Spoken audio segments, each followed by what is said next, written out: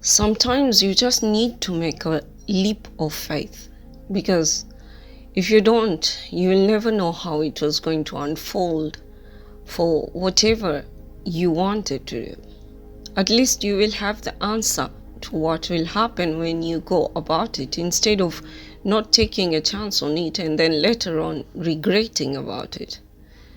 This could be your career, it could be your relationship with someone, your academic life, your religious beliefs, life, anything that you have to and fro thoughts about.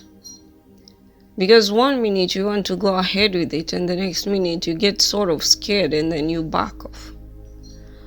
So welcome back if you're coming back, and welcome if it's your first time. And we are sharing guidance and opinions to whatever is happening in our lives, in the collective. So when you back off, this is creating a lot of stress on you and making you not really focus on the important things that you are supposed to do.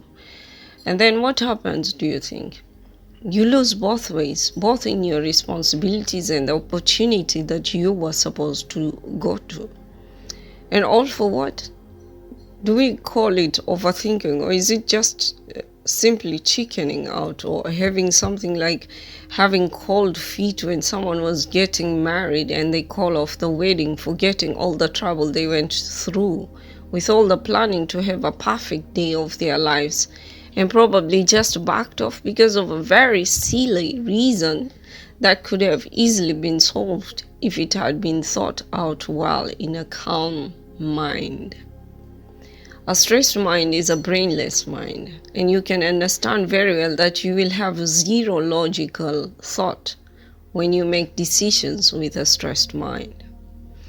And when you have no logical thought to guide you through, to allow you to weigh out things in the proper way, you are destined to make a mistake in decision making. And who wants to end up in such kind of a pit where it would be hard to pick up the pieces later on, when it could have been easy, when you could have made a proper decision with a calm mind?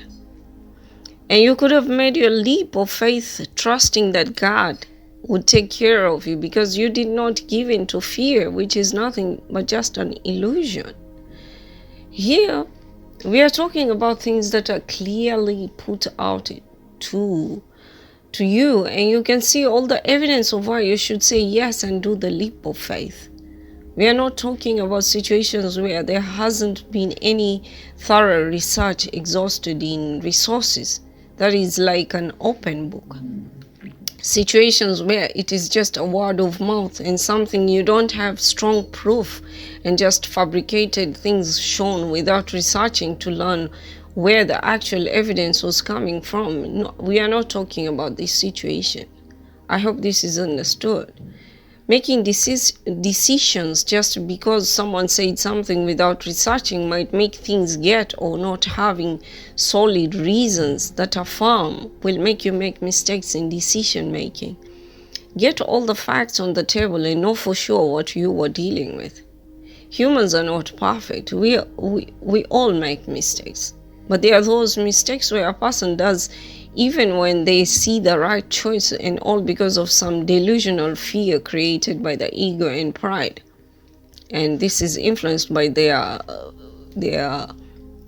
surroundings and people who are their immediate surroundings. And having doubts that the leap of faith would work, even when they are shown confirmations that the leap of faith was what they needed to choose.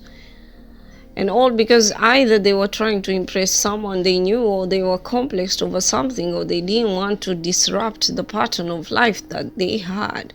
So you choose to mask the reason, whatever it was, by rejecting the opportunity. Can we call ourselves chicken then? Because you tend to chicken out, and that's all that it is. I'm guided to say it this way, and I hope it makes sense to someone. When you don't make that leap of faith, you will continue your life always wondering how it could have been if you had taken the chance. And whatever you do after rejection won't have any meaning much in your life, because Your mind will always be distracted with the thought of what if I had taken that opportunity. And you won't be present over anything. So whatever you sacrifice the opportunity for, you will also waste it away. And life without meaning means life with no achievements. Even if you seem to be like you gained something, that will be short-lived, and it will be like used so fast, the passion for it wears off so fast, and then you are back to starting point of searching again for that which you start believing that you missed. But if you still hold pride in a moving still with ego, you will make same mistakes and same cycles will repeat until you face your shadows and the raw truth of your life and your true self. You will need to find the courage to clear all the wrongs so that you would be able to move on to calmer waters. Because of the mistakenly chosen choice or decision that you made, you will have to clear that fast.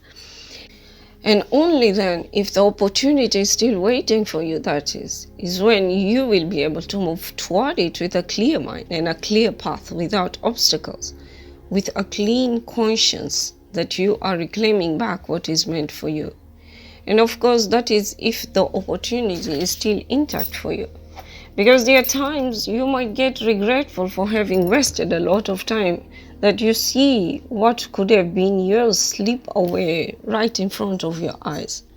And then it only ends up as a lesson if you don't get it. And that means if you work diligently and consistently, you are sure to be given another opportunity which is similar, as long as you don't lose hope to get what is good for you.